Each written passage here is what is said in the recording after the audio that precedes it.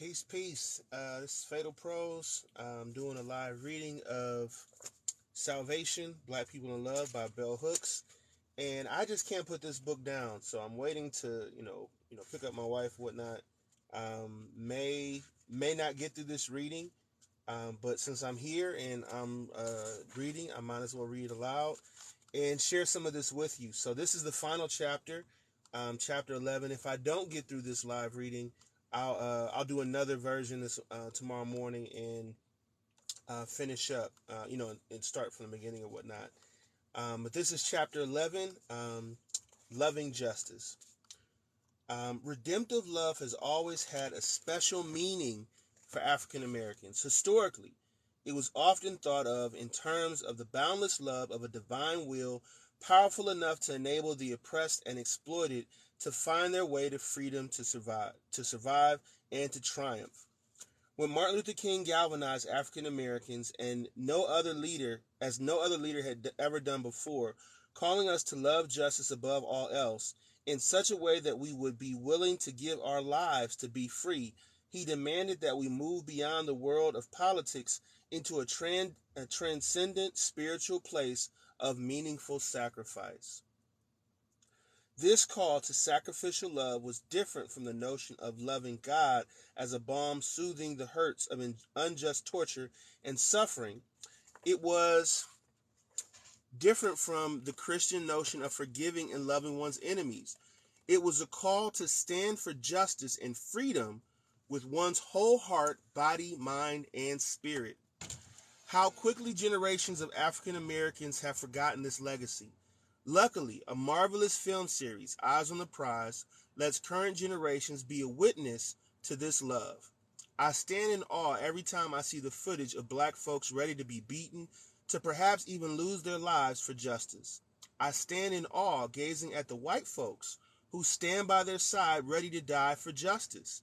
When three men I did not know, Chancey, Goodman, and Schwerner, were murdered because they loved justice, I was 12 years old. Yet I held in my mind's eye the image of three young men, two northerners, one southerner, two white guys, and one black, all in their 20s, arrested on June 21st, 1964, in Mississippi, and never seen again until their bodies were found. Chaney beaten, then shot, Goodman and Schwerner killed by one shot. At the service for Goodman in New York, Rabbi Arthur Leoville, who had gone to Mississippi once and been attacked, eulogized these young men, telling the world, theirs is the way of love and constructive service. They died for justice.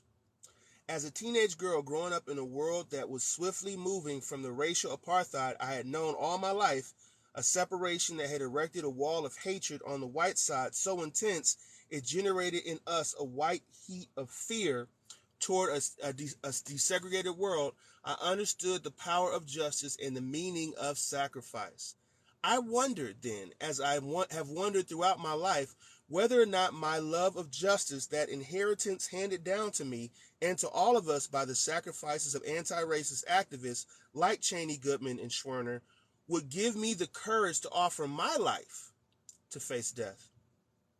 Many black freedom fighters like James Chaney were motivated to struggle and fight for justice by courage they had learned as children in the church. They hoped to embody in word and deed the radical love of God. It was that love that would hold and sustain them in the hour of their trial before their crucifixion, when there would be no one to bear witness. There is a distinct difference between the outlook of black folks born and raised during periods of violently maintained segregation and the outlook of younger generations who have never really known what it was like to be excluded from schools, hospitals, and lunch counters slowly on the basis of skin color. A generation of black people who have never known what it feels like to do backbreaking work on the land, to pick cotton or sharecrop, to work all day and still be hungry at night because the pay you receive for your labor cannot begin to meet your most basic everyday needs for food, clothing, and shelter, cannot experientially comprehend the extreme acts of injustice perpetuated in the name of white supremacy. Most importantly, these new generations have no sense of what was like to live in a world of racial apartheid where the mere crossing of a boundary by look, word, or deed could lead to death. This generation is often rightfully angered because its members do not have equal access to the top spheres of power and privilege, to the best high-paying jobs, but they have no lived experience of what it was like to be unable to find work, no matter what your level of intelligence, skill, or need. This generation has not known hunger that goes unappeased, torture that is unrelenting, fear so great it takes away your voice and renders you powerless. Right now, this generation, like our nation as a whole, does not love justice. When militant young black men embraced patriarchal thinking and decided they would walk away from a freedom struggle rooted in a love ethic and put in its place a movement based on power struggle, one advocating violence and courting death, they did not foresee that such action would place them in immediate collusion with the oppressive systems they hoped to change. We need a progressive, transformative vision of social justice that would combine the wisdom of a successful, nonviolent, love-based freedom struggle with the insights of a direct action, decolonizing movement for black self-determination and liberation. While much good came from both the nonviolent civil rights movement and the more militant black power struggle for liberation, in the end, the love ethic, which had been so central to black survival, had been discarded. The assassination of the great prophet of love, Martin Luther King, the visionary who had held out to the world the hope of ending domination through nonviolent resistance, created the context for hopelessness and despair. And it was even more a blow to the spirit of those who fought for freedom and justice when Malcolm X, who had done so much to turn young black people away from King's message, was assassinated just at the moment when he had begun to turn away from a philosophy of kill or be killed toward a vision of strategic struggles for freedom grounded in both a love ethic and the will to choose self-determination. Malcolm X was not murdered at the height of his power or his call for militant armed struggle. Despite the hype would suggest otherwise, a militaristic, imperialist, white supremacist nation, wholeheartedly committed to colonizing the world by any means necessary, understood fully that if violence was the order of the day, the state would always prevail. He became much more a threat to the state when he began to oppose imperialism and critique violence as the only possible means of intervention. That's interesting. Both Martin Luther King and Malcolm X were assassinated at the point when they began to hone a truly revolutionary vision of liberation, one rooted both in a love ethic and the will to resist domination in all its forms. Martin and Malcolm did not live long enough to fully integrate the love ethic into a vision of political decolonization that would offer practical guidelines for the eradication of black self-hatred, as well as the strategies for building a diverse, beloved community. In the essay, Love as the Practice of Freedom, I described the way in which the loss of these two visionary leaders, as well as the deaths of liberal white leaders who were our allies in the struggle for racial justice, truly devastated African Americans. No work has been done that examines in an in-depth manner the extent to which the loss of our leaders created major mental health problems for black people whose wounded morale had been sustained and rejuvenated under their loving guidance. We heard individuals openly offering testimony about the way in which news of the death of King and or Malcolm shocked and traumatized them, yet we did not have a mental health community ready to confront that trauma to help us recover. Theorizing about this pain in my essay, I wrote, wounded in that space where we would know love, black people collectively experienced intense pain and anguish about our future. The absence of public spaces where the pain could be articulated, expressed, shared meant that it was held in, festering, suppressing the possibility that this collective grief would be reconciled in community, even as a way to move beyond it and continued resistance would be envisioned. Feeling as though the world had come to an end, in this sense, in the sense that a hope had died that racial justice would become the norm, a life-threatening despair took hold in black life. While privileged classes of black people assuaged their feelings of loss by swift assimilation into the values of the dominant white mainstream, the black masses were left emotionally stuck. Following the path chosen by their privileged counterparts, Holding to suspicion and hostility, they nevertheless began to embrace the values of white supremacist capitalist patriarchy. This created an unprecedented context for collusion in their own oppression and exploitation. It set the stage for the takeover of poor black communities by a drug economy which brought in its wake a hedonistic ethos of violence, consumerism, an amoral pursuit of pleasure powerful enough to usurp and destroy the foundations of communalism, a love ethic, and a belief in the healing power of forgiveness, faith, and compassion. The greatest testament to the lovelessness that has taken over diverse black communities in the constant presence of meaningless, brutal, and senseless violence. As with all communities in a culture of domination, there has always been violence in black neighborhoods. Yet it has only been in the last 20 or more years that random suicidal assault and sadomasochistic torture has become so commonplace as to not even merit comment, let alone outrage. Since so many privileged class black individuals live far away from these war zones, there is no sense of accountability to the lifestyles of those black folks who are stuck in lower middle class or poor neighborhoods ravaged by predators. The indifference of the conservative black professional class finds extreme expression in critics like Stanley Crouch, who advocate full-scale legalized slaughter and or legalized death penalty for the predatory individuals who make these neighborhoods mini empires where they exercise autocratic rule. Man. While black male leaders, all of whom have material privilege, usually denounce predatory violence among the underclass, the vast majority support imperialism and militarism. Evidently, they see no moral conflict between their critique and disavowal of connection to those black males who violently prey on black communities and those black males in the service of the nation state prey on disadvantaged communities globally.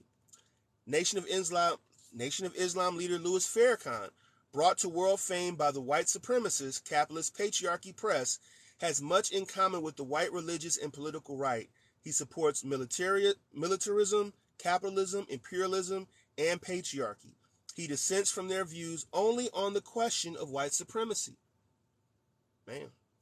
In his essay, Farrakhan and the Failure of Black American Leadership, published in the anthology The Farrakhan Factor, Ron Nixon reports that a Time magazine poll showed that more than half of young black people see him as a role model. They believe he, more than any other black male leaders, addresses relevant issues, offering what Nixon calls a vision that suits the present situation. That vision is grounded in black nationalism and the tough realities of life for many in the black community.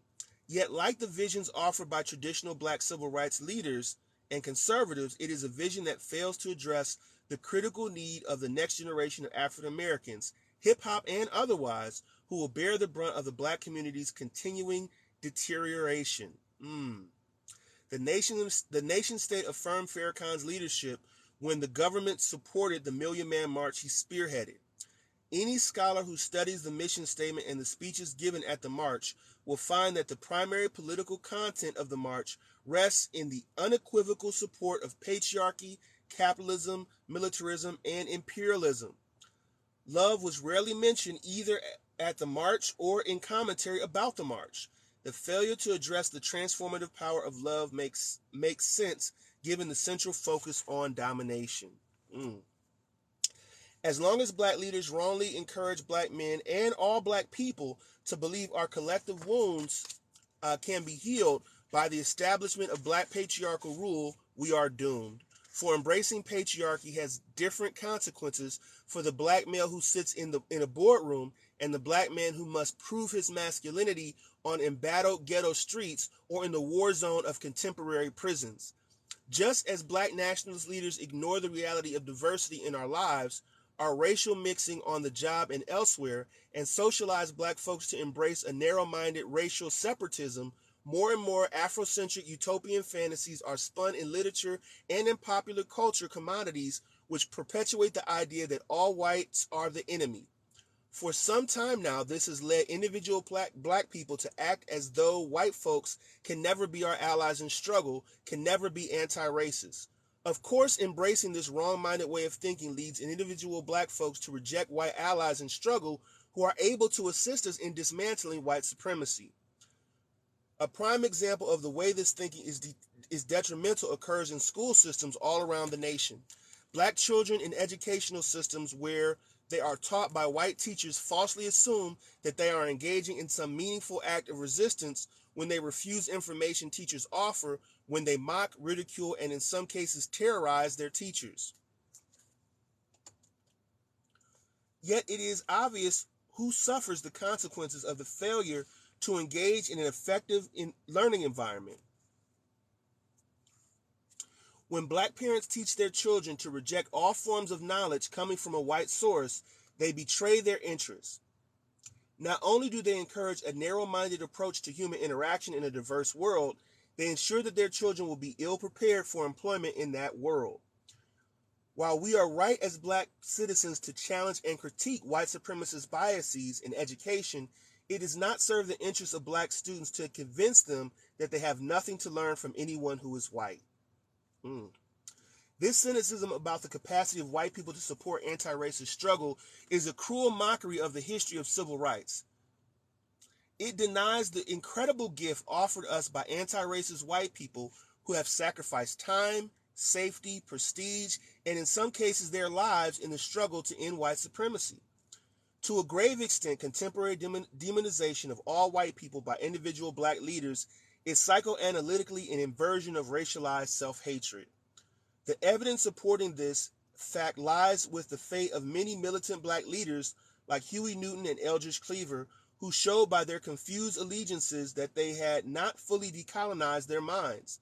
A black person who is mired in self-hatred will not be able to see the differences between a hardened white supremacist and a progressive anti-racist white person who opposes domination in all its forms. What exactly is BS to you? Oh, hey, Alicia. I don't know why you're saying BS. But stick around. We'll open it up for discussion. We can talk about that if you want. All right. No black male leader has ever made ending black self-hatred a primary agenda of the black liberation struggle. More often than not, King highlighted the importance of loving our enemies when he placed love on the agenda. He did this in part because he had the foresight to realize that white supremacy would never be eradicated unless white people experience a conversion experience which would show them what it meant to be just in one's actions. Since he, like many of us, had seen black people embody the love ethic in its highest ideals, he believed we were collectively ordained to set an example of the meaning of forgiveness. Even though many progressive young black people grew to be suspicious of King's focus on forgiving our enemies, and I was one of them, because he did not talk about self-determination and self-love, we did not abandon our understanding of the reality that one gained insight through redemptive suffering, that one of the primary gains for black people lay in the practice of compassion. To show compassion for one's enemies, to be able to love them, meant that one would necessarily need to be rooted in self-love. As I study King's writing today, it seems that he did not focus on self-love because he truly believed that black people were doing the work of self-love. In his short lifetime, he did not seem to fully grasp the depths of the black colonized mind of black self-hatred. Focusing on the power of forgiveness, King also often overlooked the importance of accountability. For genuine forgiveness to be transformative, white people undergoing a conversion process by which they divest themselves of white supremacist thinking would necessarily have to focus on accountability and atonement. Having also abandoned a love ethic when it comes to the issue of social justice, most unenlightened white citizens respond with rage at the suggestion that the nation must atone to its black citizens for the unique genocidal assaults experienced in the past and present day. Every white person who has committed themselves to anti-racist struggle understands that there is no shame to be had in assuming accountability for the collective wrong done black people by the agents of white supremacy, most of whom have been and are white. Indeed, assuming responsibility and accountability empowers. Alicia says, "You are lost and good luck. You have to have compassion in everything our King gave us as people." I don't know what you're talking about, Alicia. It seems like you're not listening to the reading, because what you said is not in response to anything that I've read. Therefore, I'm going to ignore you a little bit. All right.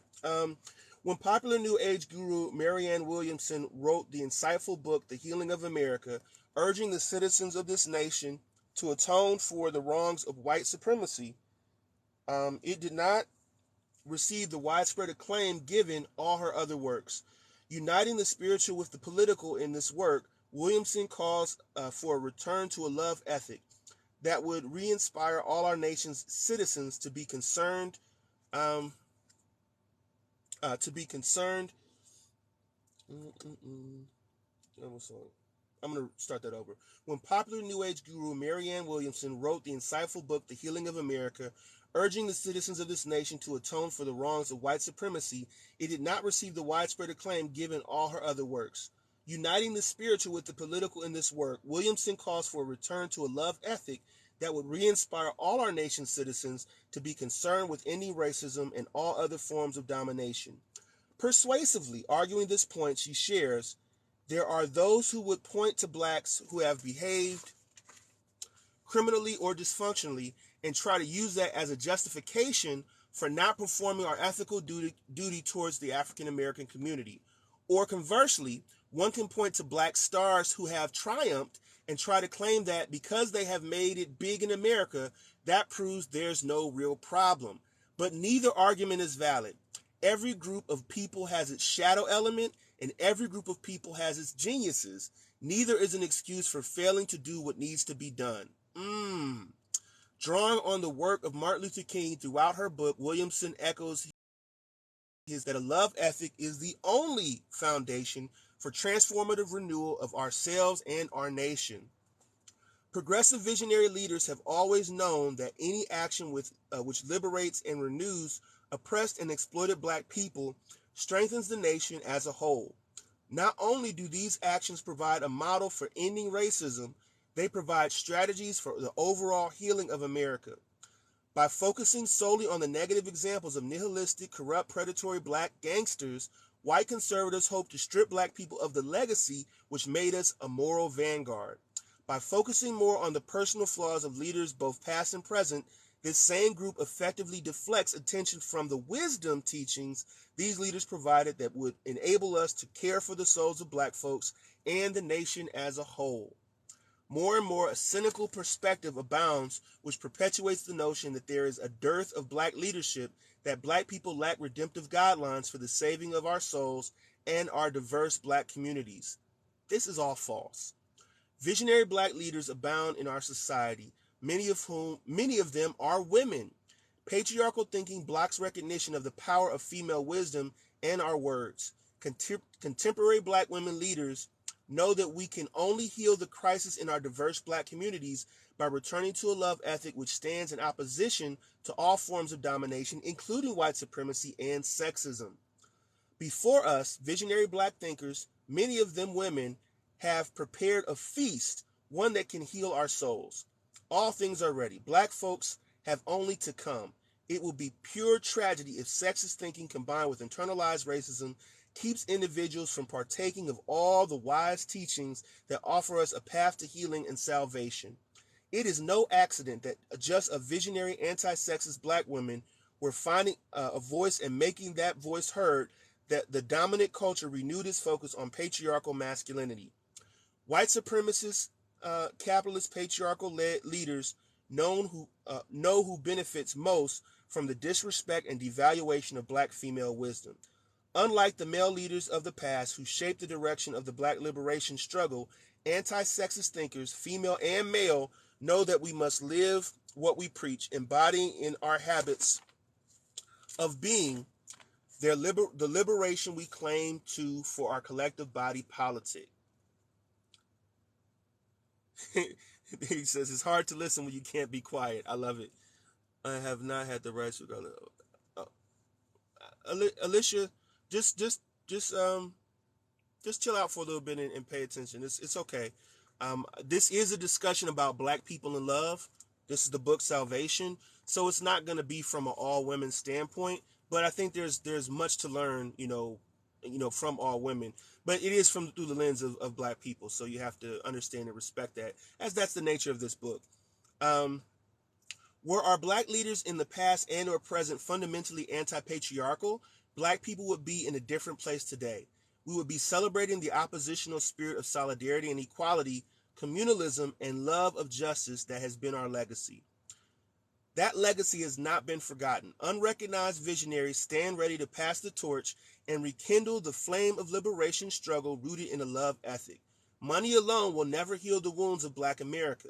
As long as white supremacy remains the order of the day, we must always work to control our representations, to offer a progressive vision. Returning to love and a love ethic can provide every black person with the strength to survive with dignity and passion, no matter what their economic lot in life. It can empower us to create communities of resistance that can eliminate all forms of violence in our neighborhoods, the violence of addiction, of physical abuse, of emotional torture. The resources to heal our wounds are already at our disposal. We simply need to garner the means of distribution to take action in every way.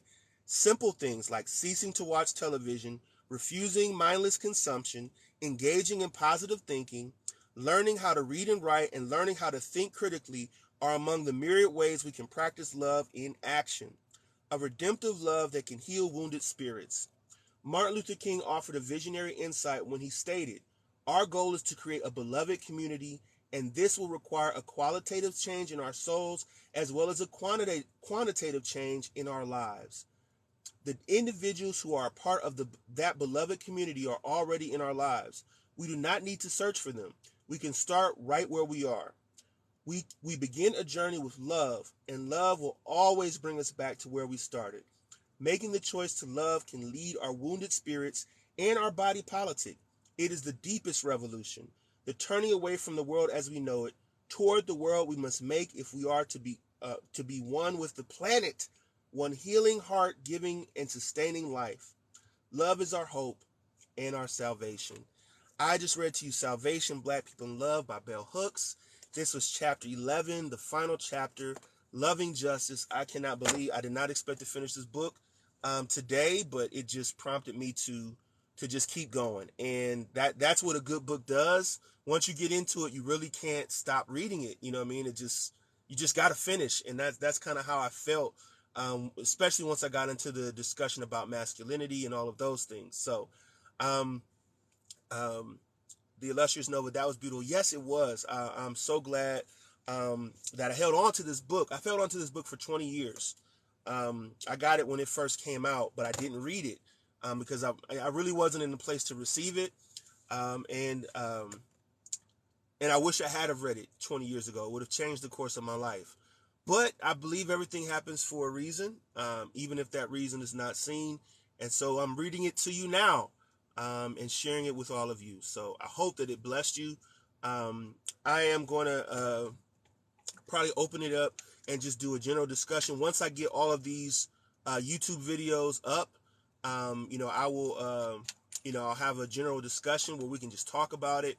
I'll probably give it a few days for you all to listen to some of the chapters you might have missed. And I'm really welcoming this discussion. But I want to encourage, our white brothers and sisters, if you're listening, not to allow yourself to be triggered or to get defensive, because this, this can be triggering material, but it can also be transformative material if you allow it to be. So don't go with your first mind. If your first mind, if you are still in a very colonized mindset, or a mindset that is still rooted in some of the ways that you've experienced life and privilege in this country, you're going to react to try to defend that. And that may not be the best reaction or environment for yourself to create a space where you can learn a little bit, No, absolutely. Absolutely. I appreciate you. If there are any thoughts, as customary, I open this platform to you, just for a few minutes. We're going to, end shortly. I was kind of squeezing this one in, but this is the last chapter and I'm so excited. The next book I believe I'm going to get into, is When God Was a Woman. I think, especially with some of the videos I've been putting out about matriarchy and about deconstructing religion, I really want to get into some of that deeper deconstruction work. And we talked about salvation. So now let's talk about when God was a woman. I think that's the next way we're going to go, which will probably be a more universal discussion. But again, I'm gonna, we're gonna talk about a lot of different things along with it as well. So I'm thinking that's where I'm gonna go, and I'll probably start with that tomorrow morning, and then this weekend we'll still have some discussions about this book because this is gonna be a cumulative thing. So the readings that I do, I'm gonna still incorporate those readings into the next book that we open up and dive into. So. Yes, absolutely, absolutely. We are going to get into it, and hopefully that will help, us to deconstruct some additional things as well. Um, so again, if you haven't already, please subscribe to my YouTube. If you're not following me, please do so. I do have a book of my own, Scratch, a success course, that's really built for people who do like poetry, but it's more than that. It's about recovering from the addictions, not the classical addictions, but I'm talking about addictions like patriarchy and capitalism and racism and all of those things. That's what we're trying to recover from. So that is on my, that's on, if you go to my page and view my profile, you'll see that link to my Amazon store where you can acquire that if you'd like, which I also thread into all of these discussions. So if there aren't any people who'd like to share their reflections or anything of that nature, says thank you for your voice. So absolutely, and I share what has been given to me. You know what I mean? What has been freely given to me, I freely give to you. And much of that was garnered by the women in my life and the women on TikTok that really shared much of themselves with us. So because the YouTube version of chapter 1 was 6.5 hours, and I had an emergency at the end of that chapter. So I have to reread chapter 1. So I apologize. I'll get chapter 1 up very soon. But it was like 6.5 hours. We went all night talking about that chapter. So, but yeah, I will get that up soon as well. Even if I have to re-record it, it just takes a long time to render. So. I didn't want to. I actually was reluctant to put it up because it was so long. I didn't want to discourage someone from listening. So I will probably just re-record that version tomorrow morning and have chapter 1 up for you. So thank you for your patience. I will be. I'm just starting to do these lives, so yes, all my lives will be posted on my YouTube channel for to listen again to, unless it goes 6 hours.